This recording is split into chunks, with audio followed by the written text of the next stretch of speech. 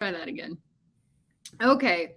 Here we are live. We missed our intro video, whatever, the interesting parts of technology that throw us off track.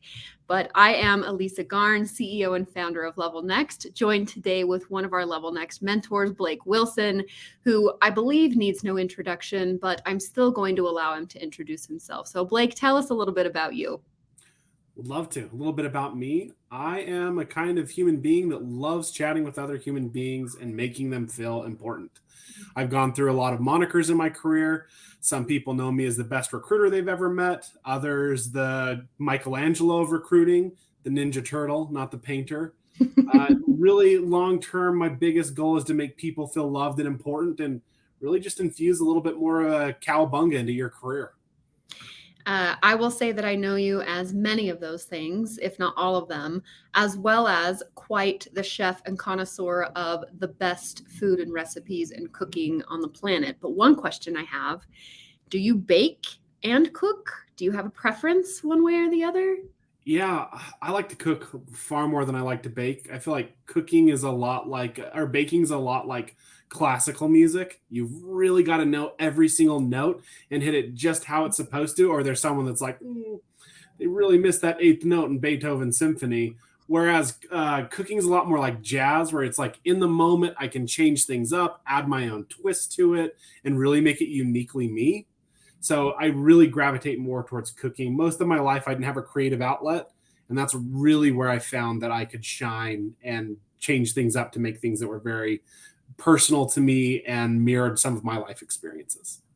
Well, and you're really good. You're really an exceptional storyteller. You're a very compelling writer. I've loved your content. One time, somebody gave me the greatest compliment of my career and said that I wrote something that reminded them of Blake Wilson. And boy, was my heart happy that day. So when you're talking about creative outlets and you found this through cooking, I'm curious, was this just something that you sort of fell into, or did you have somebody that brought you into learning how to cook? Like, how did you start? I wanted to impress girls. I was so bad at dating, which is why I'm a really good recruiter. Funny enough, like the skills that you have to learn, like if you saw a picture of my wife and you realized that I ended up with her, you'd be like, this guy can recruit. It's unreal. But like, I started cooking because I wanted to be more interesting. It was a way that I felt that I could better myself and make my end product more appetizing and exciting for those that were invested. See, there you go, making parallels and analogies, even in the moment. You're so good on the fly. Well, in regard to your availability with mentorship, I think that we've had conversations offline about mentors that you've had. You've even shared some of those experience through your LinkedIn and other channels, which I think have been beautiful. And it's been really cool to see the response from those mentors and how much it's meant to them to hear that impact that they've had on your life. So as you've started, I mean, you've probably been mentoring longer than with Level Next, but as you started to shift that and become more of a mentor yourself, how have you been approaching that, just in terms of, do people often feel comfortable asking you directly, hey, would you be my mentor? Have you volunteered and gone backward and looked at people that maybe need help in that? Like, how have you been finding people that you've been mentoring more recently? Yeah, there's no wrong way to find a mentor, but what I found has been most successful is when someone reaches out for help on LinkedIn. That usually spurs into something a little bit bigger when someone is genuine and not when they send a message that doesn't just say, I see you're a recruiter, will you get me this job? When they send a message that says, like, I'm interested in your company, or I'm interested in X, Y, or Z, can you help me? Those conversations just kind of naturally gravitate towards mentorship. And mentorship, a lot of times you're really just a cheerleader for that person. Job searching, career building, there's a reason why all these companies right now talk about imposter syndrome, because I always think of it a lot like once you become an adult and like you go to your parents for the first time and you ask them something and they give you an answer and you're like, I know more than they do about this. And like all of a sudden you're in this place where you're like, I have to know things now. And your career's that way. And you always think, oh, the CEO knows that, or my leader knows that. But you reach this point where you've got to recognize that lots of times you are the expert and the only thing missing is confidence. So a lot of my mentorship focuses on building that confidence in people and helping them understand just how valuable they are. No human being can be summed up on one piece of paper. Our resume is great because it's the best that we have right now in the moment, but we're complicated and complex individuals, and we're so much more valuable than any job or one application to a job. So I think a lot of my mentorship really moves into that phase of helping people know their value and recognizing how they can sell that and show that and be more than just that piece of paper. Oh, that's wonderful. And we're kindred spirits in that way. I love the fact that you have the emphasis on building confidence with individuals, because I truly believe that mentorship is, yes, it's guidance to help people solve problems. It's almost like therapy for your career in a way. But most of the time we do know our own path, whether it's intuition or tapping into the right knowledge or just connecting the dots that we didn't know aligned previously. And mentorship, I believe, is that sometimes secret sauce in having somebody on your side that is there completely, almost agnostically in a way, just there to see you succeed and to help build your confidence of whatever it is that you need to be able to break through some of those obstacles of self-doubt, or sometimes having some answers that you didn't know on your own. But yeah, I love everything that you said. So I want to add one more thing there, because I think going on where we've been talking about cooking and all these other things, like, you remember a few years ago when the Instapot first came out and everyone's like, what is this thing? It's so amazing. We need it. And it like revolutionized how people were cooking at home. And mentors are the same thing for your career. Like, they take everything that you can learn in 5-6 years and really put a lot of pressure on it and condense it so you can get those skills faster. And like you said, secret sauce, like, the way you build those skills faster and get those connections in a quicker way so that your career can move in a more a way that really allows you to get more skills than the person next to you, which at the end of the day, this is a competition. You've got to be better than someone else to bring value. Mm-hmm. And using what you've learned from a mentor really moves you forward faster and better than trying to do it on your own, because it's someone that succeeded there before. Yeah, you're like the hollandaise sauce over, maybe otherwise mayo topping.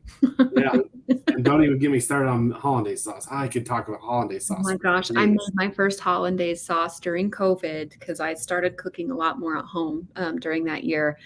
And we made savory crepes. I've made sweet crepes my entire life, but we made savory crepes, and I made the hollandaise sauce. And from that point forward, then I figured out what goes into hollandaise sauce. It's basically just butter and egg yolks, cholesterol and fat. Just like, no wonder it tastes so good. But you still have a little bit of cayenne in there. So, you're getting some spice. Yeah. But those ingredients come together quite nicely. And I love, love, love that analogy of the Instapot. That is brilliant. And I might potentially steal that for some shameless marketing. So thanks for that. That's what I'm here for. All right, so I have a question for you.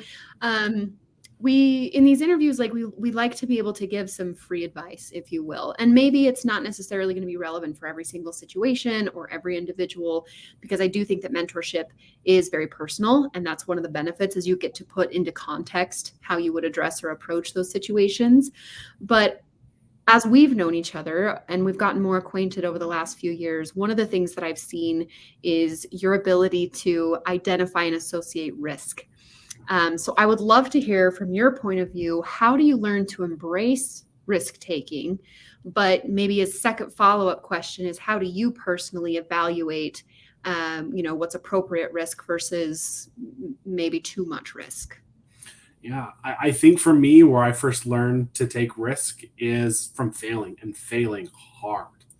So I started my career in the medical field, and very quickly I was managing people.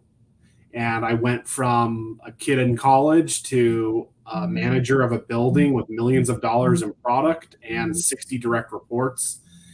And I was in way over my head.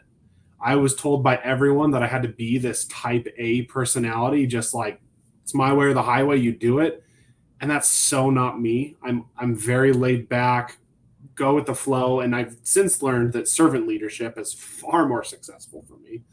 But in that time, like, I absolutely failed in what I was asked to do.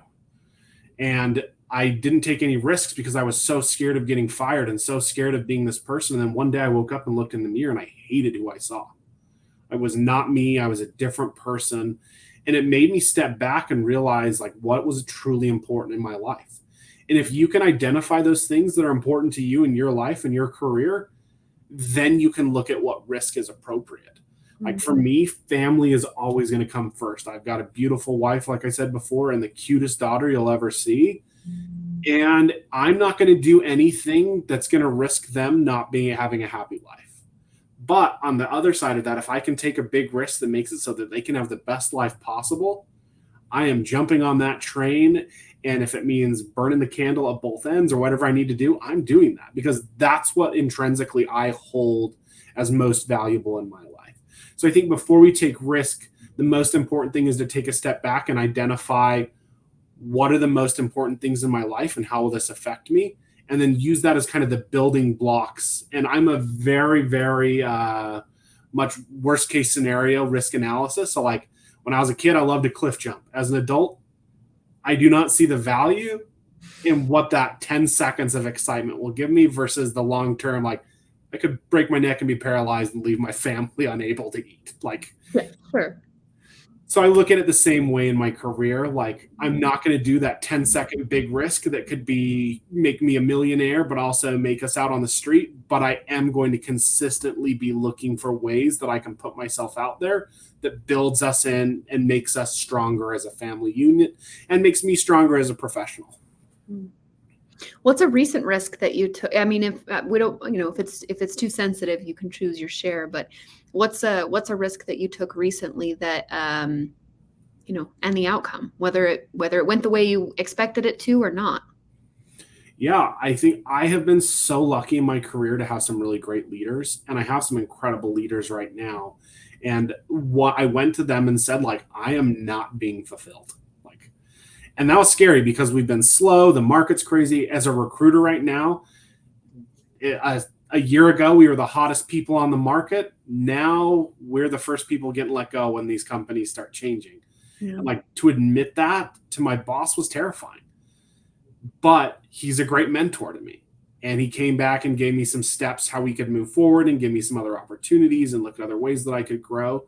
In the moment, that was so risky to say, I'm bored, I don't love what I'm doing, because you never know.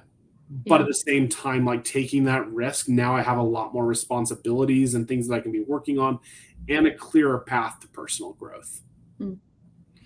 That's great. I love that. And I really like the way that you contextualize the evaluation of risk has to start with your personal values. What do you care about most and how much are you willing to risk, either, risking or jeopardizing those things for potentially helping or growing those things. So I think that that really struck a chord with me. So my next question, put yourself in one of your mentees' shoes or a job candidate or somebody that we're coming to for some of this advice. And I think this does happen frequently, but if you were to advise on an individual that had two really strong career path opportunities, but they looked very different. Maybe one of them was higher in comp and met some of those hygiene factors that looked exciting. And maybe the other one is a total shot in the dark, but it provides some career advancement and some other things that check different boxes. So if you're working with somebody to help evaluate, how do you even approach that change, that selection, what are some of those pros and cons that they should be thinking about to weigh for the short term and the long term from the lens of a recruiter? Yeah. I'll tell you, the first thing I think of as soon as anyone mentions comp is comp is always that piece that they're like, ooh, shiny. This is, but money will come with time. So the thing that I would challenge everyone, wherever you are in your career, is to look at long-term, what skills and growth opportunities does this provide me with? Because at a good company, if you get in and they're doing yearly raises and bonuses, that money and those opportunities stack. Whereas if you go into a place that just offers you that cash up front and then never changes it, you're not getting that growth and you're staying pretty stagnant. So I think, again, we talked earlier about knowing what's best for you. Like we've all got things, and whether it's yourself or a group that you take care of, you've got to make ends meet. You've got to pay the mortgage, you've got to pay rent, you've got to keep the lights on. So you've got to make sure that the financial piece covers that. But then after that, you've got to look long term and say, what do I want to be doing next? Like that old adage, like dress for the job that you want, not the one that you have. Same thing when you're applying for jobs. You've actually got to be thinking about, what's my next job after this? What are my goals and what I want to be doing long term? And if your LinkedIn doesn't look like what you want your next job to be, you're a step behind.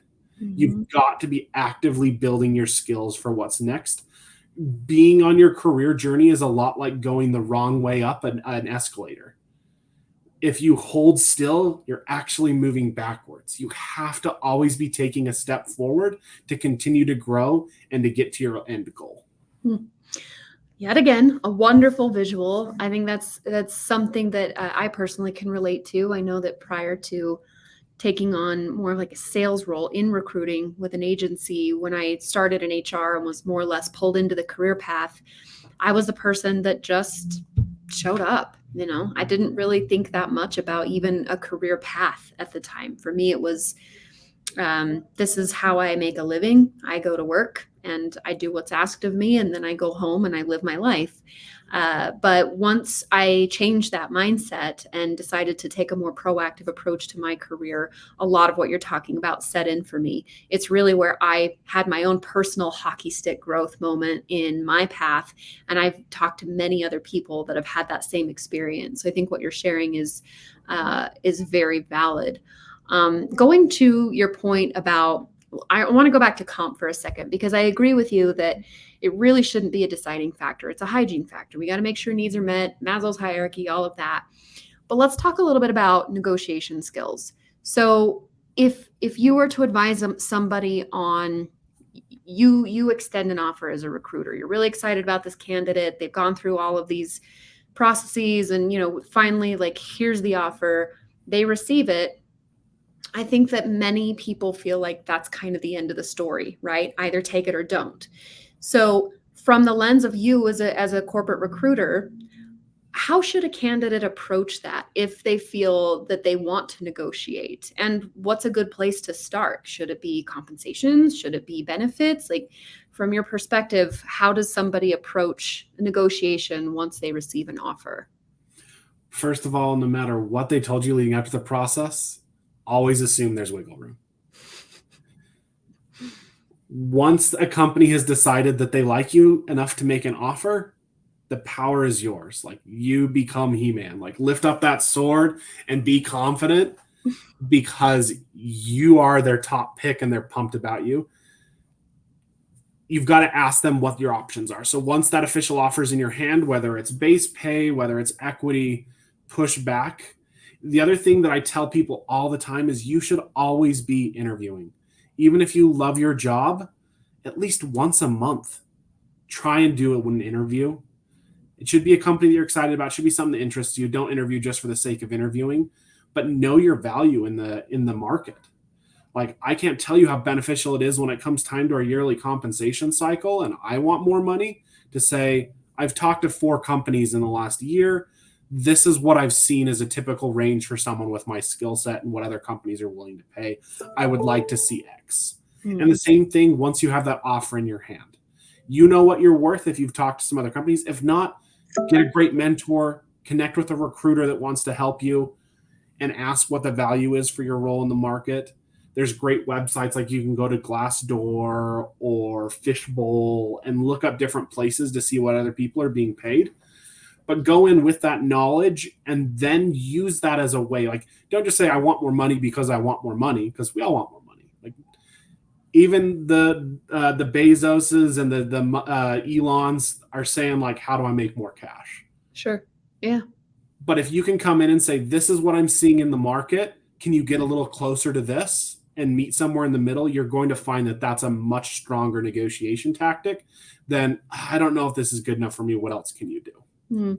Have a goal in mind, know your value, and then push back. And if they say, we can't do it on salary, say, well, then what are your options on equity? What are your options on time off? What are the levers that you can pull to make sure that you're competitive with what I'm seeing in the market?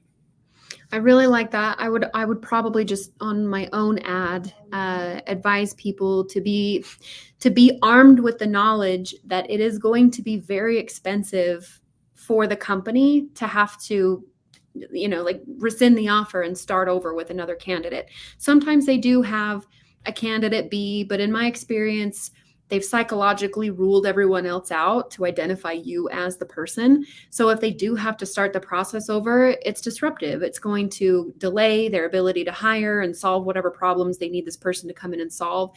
So you really do have a lot of negotiation power in that moment. But there's a finesse to it, to again just reiterate some of your points, Blake. You can do it in a tactical way that doesn't come across as greed, but you have to understand and recognize your worth and value before you start articulating and asking somebody else to. So I think that your points there are, again, just very well founded and come from a place of you shouldn't exploit opportunities and offers, just like you wouldn't want a company to exploit you as an employee. But there's absolutely a place for candidates to negotiate. And the best time to do it is at proposal. Because if you try to do it after you've joined the organization, they're less incentivized to budge, because now you're an employee and you're probably going to have to wait until the next budget cycle, or fill in the blank of all of the particulars that come into play. But yeah, I think that's great. So we're at time, but as we wrap up, is there anything, I always give everyone a just open-ended shout out, anything that you want to share, piece of wisdom, call to action. What would you like to share? Just some parting thoughts as we end here. Yeah, I think very most important thing for me is what I said in the beginning is like, love yourself and respect yourself. You are so much more important than any job that you're applying for. The hiring and interview process is terrible and it stinks, and you're getting so much rejection, and lots of times someone's never even looking at your resume just because it's buried. Like, do not attach your worth as a human being to your resume or your interview or anything like that, because you are so much more important than any one job. So like, take a step back, make sure you're loving yourself in the job process. Like, make sure you take time to take care of you. Make sure that you recognize how important you are and how lucky the world is to have you in it. There is only one you. And I know that sounds a little Mr. Rogers, but like, the dude was onto it. Like, every single person is bringing some really great worth into this crazy world that we're in. Yeah. So understand that there's people that love you. There's things that only you can bring value to, and any company would be lucky to have you. Just recognize they're not all going to see it based off that paper. Yeah. Very good. Well, if I could start and end every day with wisdom from Blake, I think that I could probably take over the world. But for today, I'll just say thank you again for sharing some of your wisdom. You are available for mentorship on levelnext.com. People can find you pretty easily. I know you've got your profile up there and your rates and everything. So hopefully we've got a great audience that's going to be filling you up quickly. But thanks again for your time, Blake, and we'll talk to you again soon. Okay. Thanks for letting me be on. It was an absolute pleasure chatting with you. Yes, of course. Take care. Bye-bye.